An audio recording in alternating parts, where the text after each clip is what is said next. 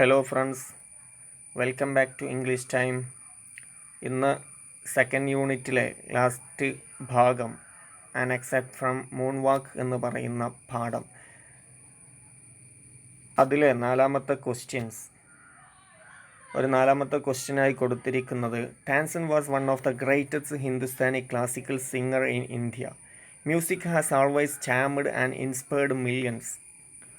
Music million കണക്കിന് ആളുകളെ വശീകരിക്കുകയും അത് പ്രചോദിക്കുകയും ചെയ്യുന്നുണ്ട്.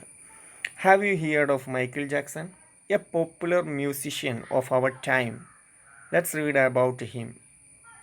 അദ്ദേഹത്തെക്കുറിച്ച് നമുക്ക് നോക്കാം. അദ്ദേഹത്തിൻ്റെ ഒരു ഓർമ്മക്കുറിപ്പാണ് ഇത് കഥയെക്കുറിച്ചാണ് അദ്ദേഹം പറയുന്നത്. നിങ്ങൾ നന്നായി ഇതൊന്ന് വായിക്കുക. അദ്ദേഹം കഥ പറയുന്നതിനെക്കുറിച്ചൊക്കെ നന്നായി വിവരിക്കുന്നുണ്ട്. അപ്പം let's discuss who has written the except.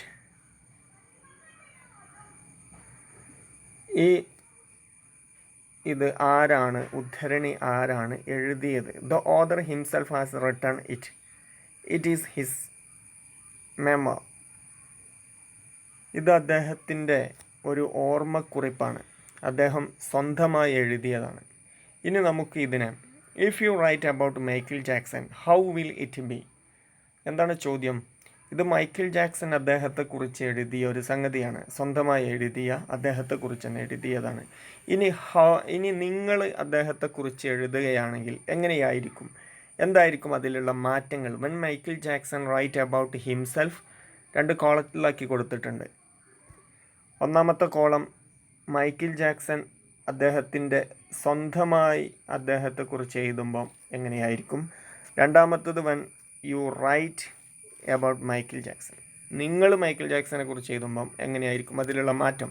അപ്പോൾ I had always wanted to be able to tell stories, you know, stories that come from my soul.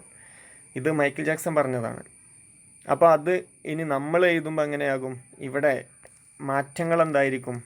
നിങ്ങൾ അടിയിലൊരു പെട്ടികോളം കണ്ടില്ലേ, അത് നോക്കുക. When A person rights about himself, ഒരു വ്യക്തി അദ്ദേഹത്തിൻ്റെ സ്വന്തത്തെക്കുറിച്ച് എഴുതുമ്പം I is used.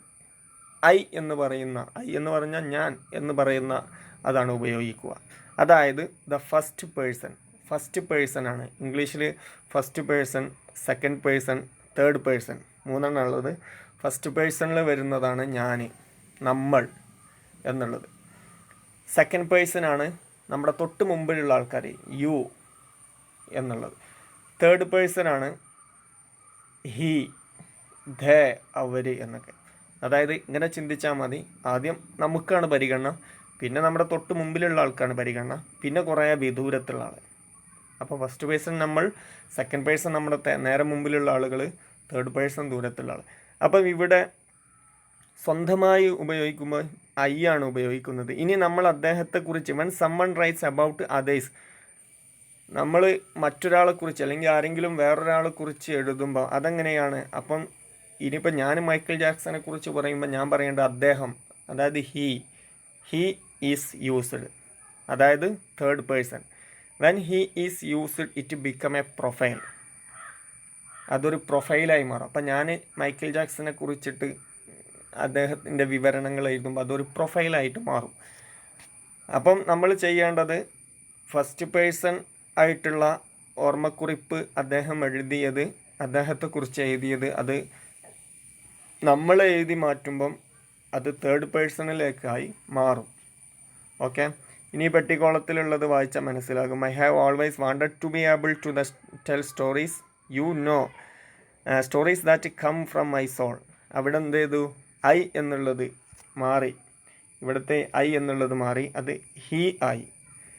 അപ്പം സ്വാഭാവികമായിട്ടും അതിൻ്റെ കൂടെയുള്ള ഓക്സിലറിയും മാറും. ഐ ഹാവ് എന്നുള്ളത് അത് മാറും. I had always wanted to be able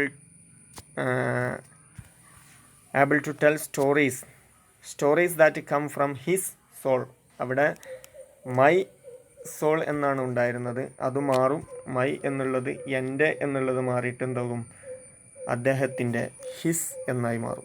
okay, അതുപോലെ അങ്ങനെയാണ് എന്ത് ചെയ്യുക? ഒരു ഓർമ്മക്കുറിപ്പ് പ്രൊഫൈലിലേക്ക് മാറ്റുക.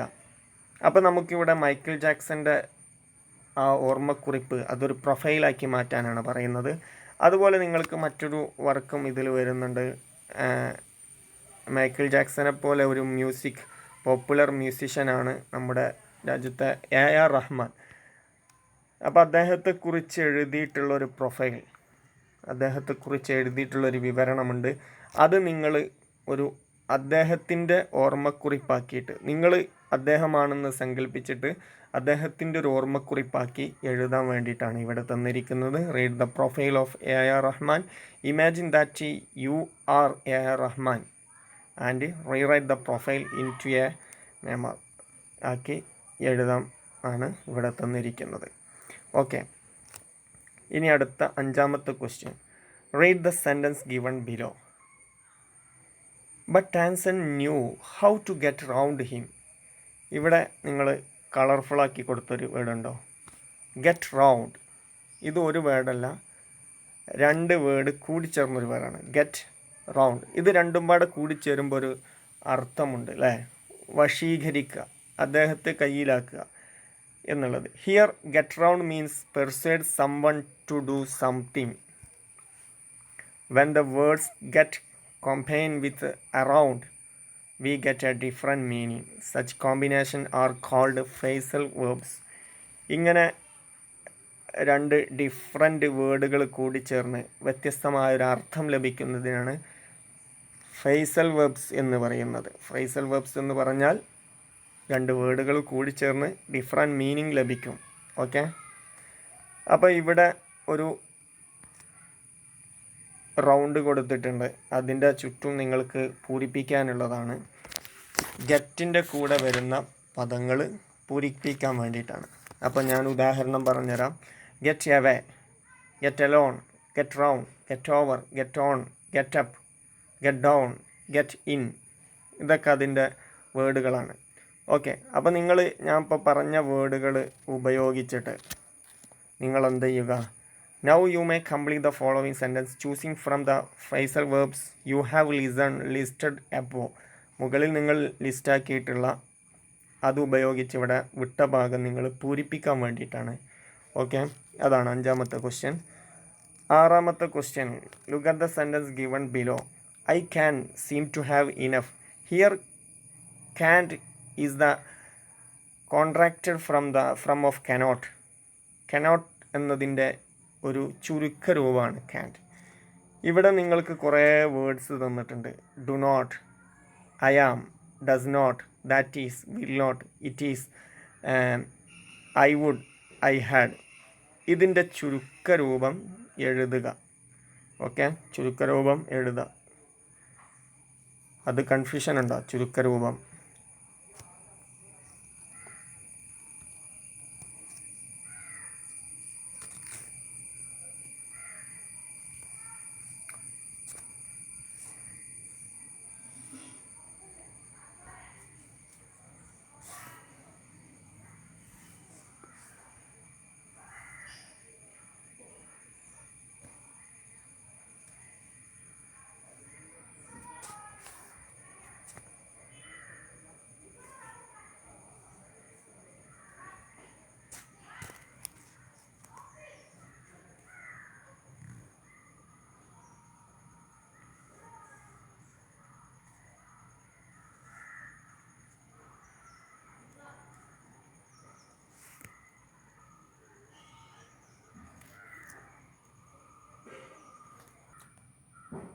അപ്പോൾ ഇതുപോലെ നിങ്ങൾക്കത് എന്ത് ചെയ്യാം? കംപ്ലീറ്റ് ആക്കാം. ഇനി ഡു നോട്ട് എന്നുള്ള ഡോൺ, ഐ ആം എന്നുള്ളതിൻ്റെ ചുരുക്കം, ഡസ് നോട്ട്, ദാറ്റ് ഈസ് എന്നുള്ളതിൻ്റെയൊക്കെ ചുരുക്കമാണ് കൊടുത്തിട്ടുള്ളത്. ഇനി വിൽ നോട്ട് എന്നുള്ളതും ഇറ്റ് ഈസ് എന്നുള്ളതും ഐ വുഡ്, ഐ ഹാഡ് രണ്ടിനൊന്നാണ് ഉപയോഗിക്കാറ്. ഓക്കെ, ഇത്രയാണ് വർക്കുകളുള്ളത്. അത് കൃത്യമായി ചെയ്യുക. Thank you very much.